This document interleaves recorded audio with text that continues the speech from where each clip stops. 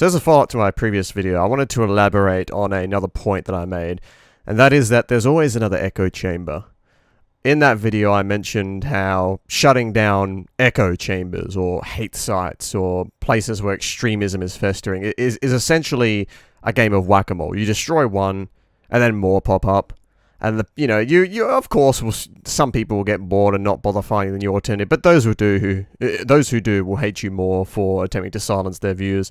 Those who do will grow more and more extreme as more and more pressure is put upon them.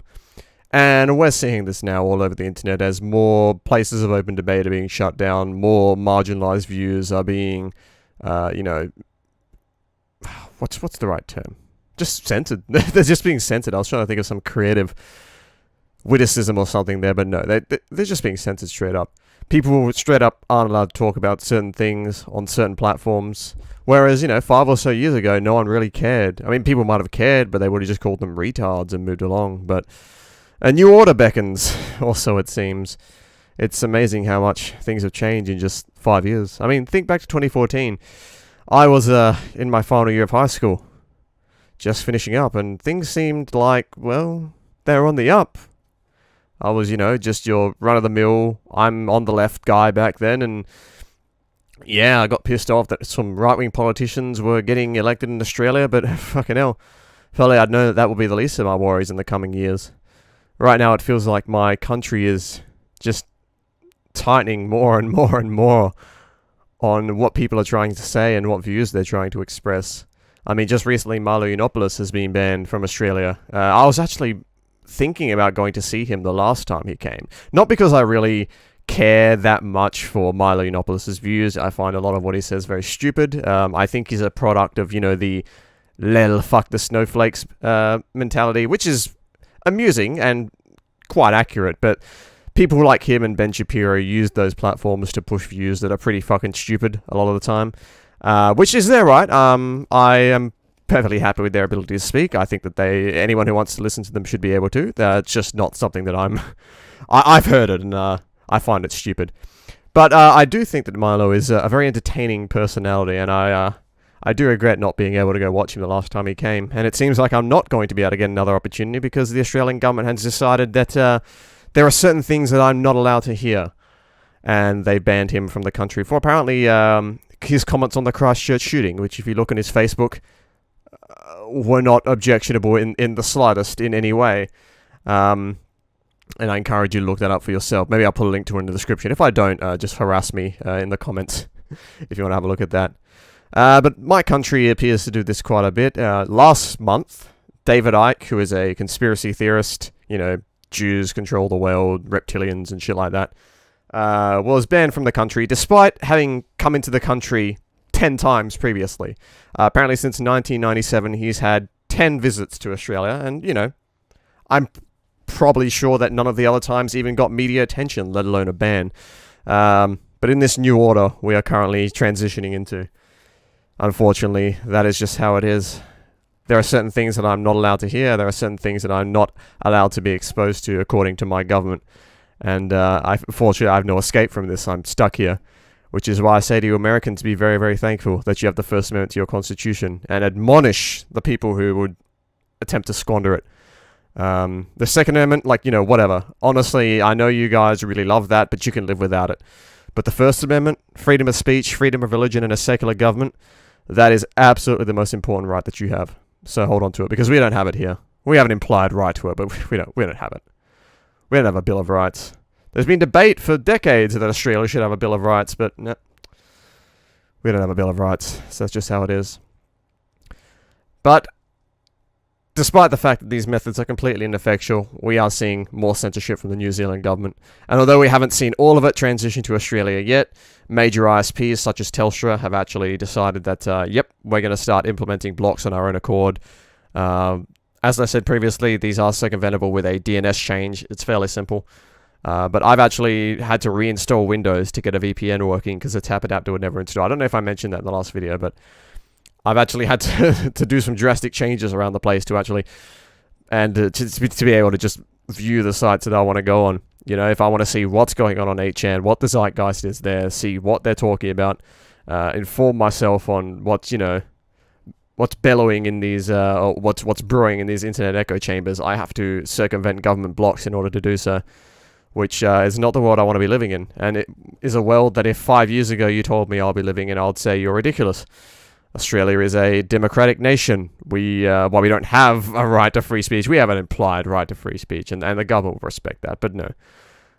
And the rate at which this has happened is incredibly alarming. I know in this information age, we think it seems very slow because we're just barraged with information.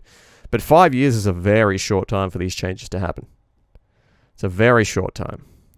And these changes especially these changes occurring this fast, are simply going to cause more extremism and more violence. If you want less terrorism, censor less. Less censorship equals less terrorism. Do you want to know why? Because if people are exposed to different points of view, it changes the way they think.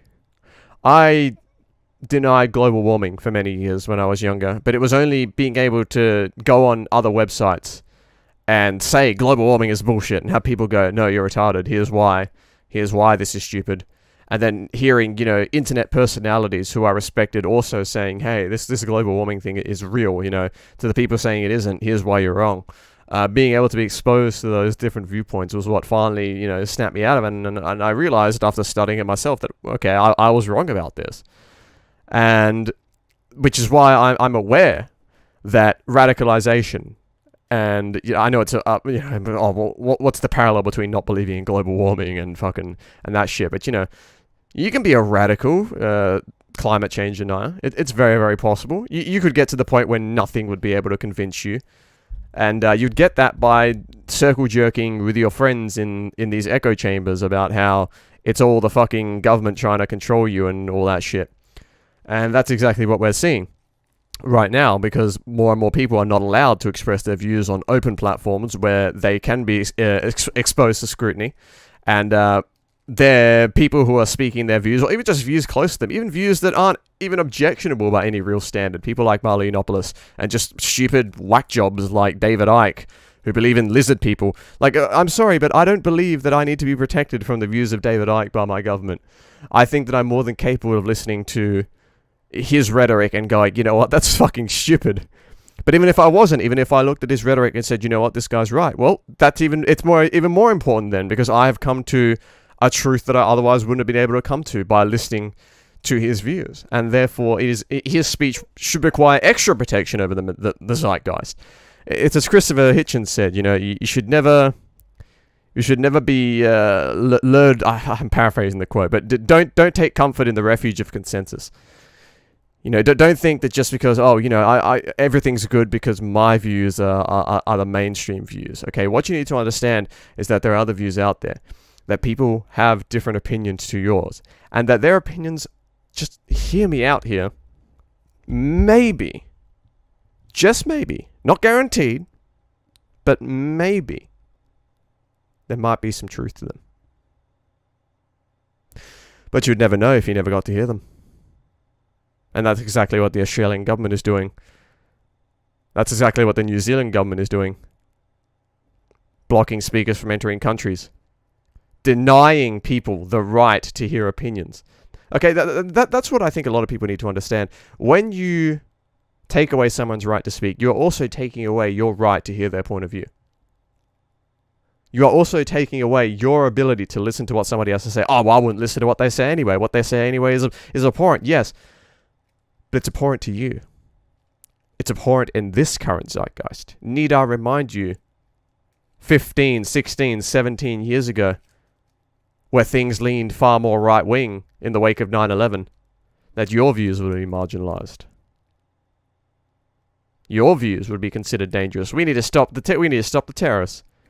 And right now, I see the exact same logic being applied to stop terrorism, simply coming from the left instead of the right. And we're just going around in circles again.